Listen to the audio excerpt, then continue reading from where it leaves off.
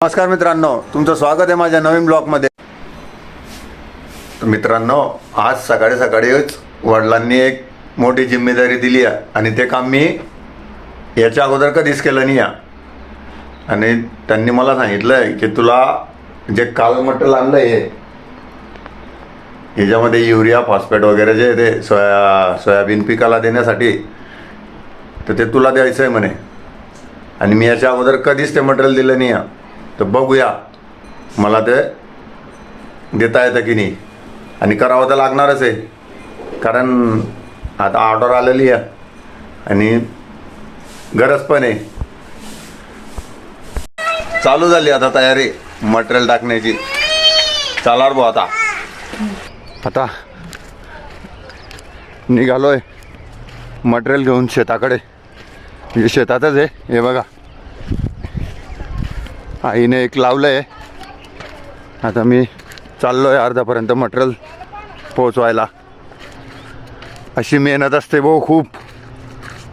Material टाकता टाकता आला पाऊस, म्हणून मध्येच थांबावं लागलं. हे बघा, घामोघाम होऊन जातो पूर्ण. आणि काम करताना व्हिडिओ करू नाही शकत.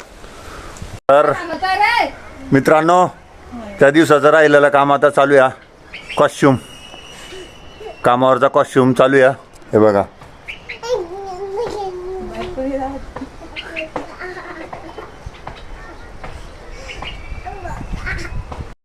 हे बघा, या असं याच्यातून घ्यावं लागतं आणि असं खाली फेकावं लागतं. ते असं आरामाचं काम, एकदम मजेशीर.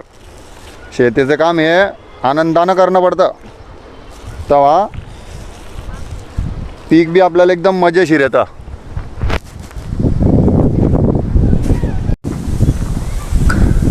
खत टाकून आता मटेरियल टाकून लय थकले आता. बघा, आहे पूर्ण वावर, पूर्ण शेत झालं आमचं टाकून. आता चालले घराकडे. कसं वाटतंय आई खत टाकून? वाटतंय छान. पीक बरोबर हा ते हो. म्हणजे थकली नाही का तू अजून? नाही, पीक बरोबर हा ते. आपण शेतकरी लोक थकीसन कसं चालू. हा, ते बी आहे.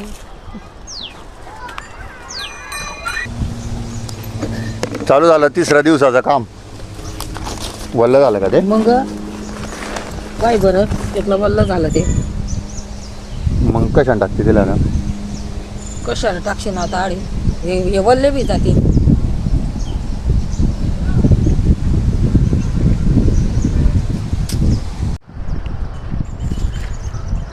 हे असं असतं व शेताचं काम. हे खांद्यावर वजं, हे कमरावर वजं, मग लय जड काम असतं शेतीचं. पण मग कसं आहे, आनंदानं करणं पडतं. आणि शेती मेहनतचाच विषय आहे. आणि शेती तर काय आहे, अवलंबून विषय आहे. व्यवसाय निसर्गावर, मजुरावर. आपल्याकडे बी कमी शेती आहे म्हणून चालू आहे घरच्या घरी करणं.